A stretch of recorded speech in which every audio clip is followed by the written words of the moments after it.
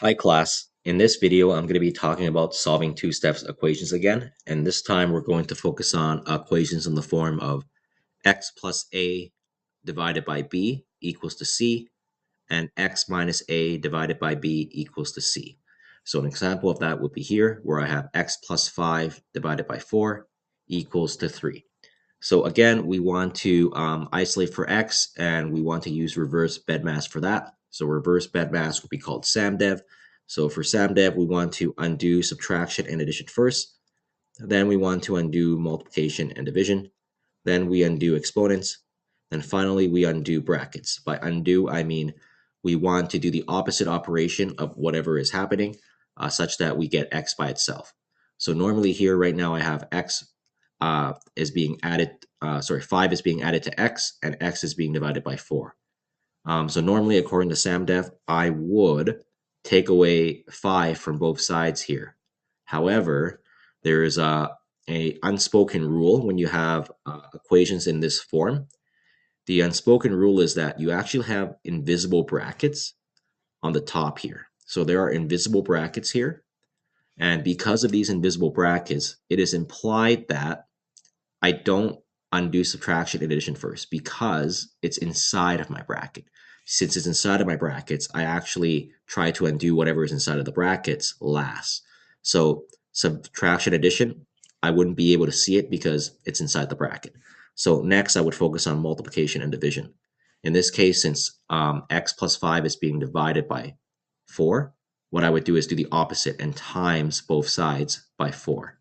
So if I do that, I'm now going to get, if times 4 and I'm dividing by 4, I just get 4 divided by 4, which is just 1 divided by 1, which would just be 1, right? In front of here. So I just have x plus 5 on the left side now. Now on the right side, I get 3 times 4, which is going to be 12. So now I have x plus 5 equals to 12. Now I can undo my addition by doing the opposite and taking away 5 from both sides. So in this case, I now have x on one side. On the other side, I have 12 minus 5, which is 7. So x equals to 7. Now, how do I know if I'm correct? Well, I can always check my work, right? So to check my work, I replace x with 7. So now instead of x plus 5, I have 7 plus 5 divided by 4 equals to 3. But does that actually equal to 3? Let's find out. 7 plus 5 is going to be 12. And 12 divided by 4. Does 12 divided by 4 get me 3? Yes. So that means x equals to 7 is the correct answer.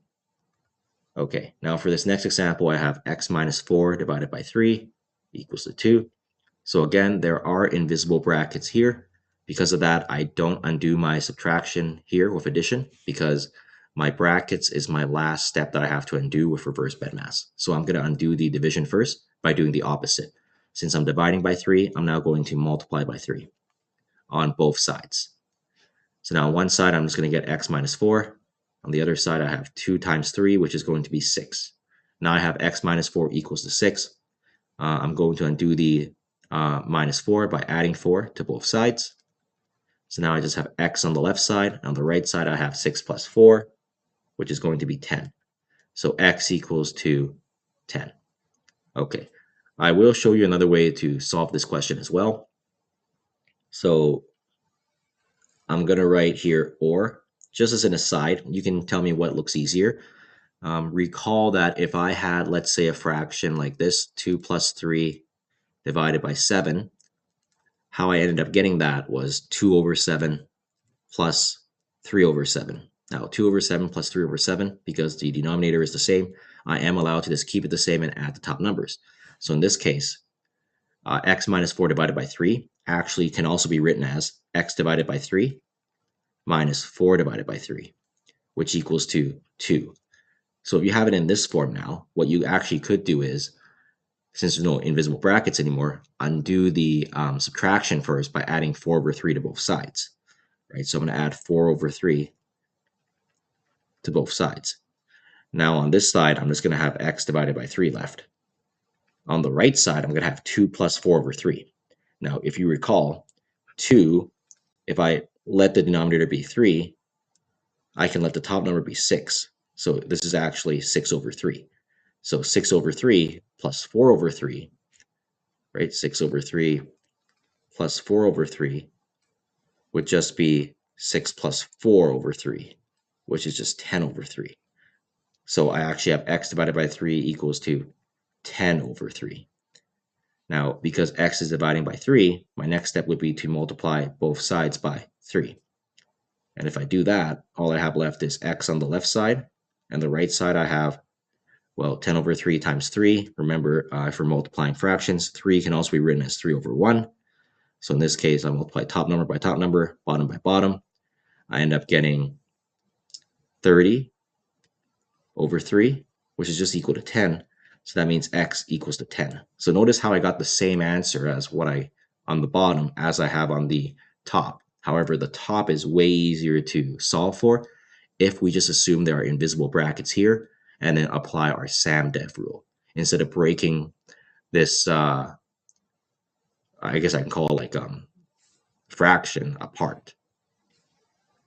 Okay, let's go over our last example. Here I have x plus 8 divided by 5 equals to 4.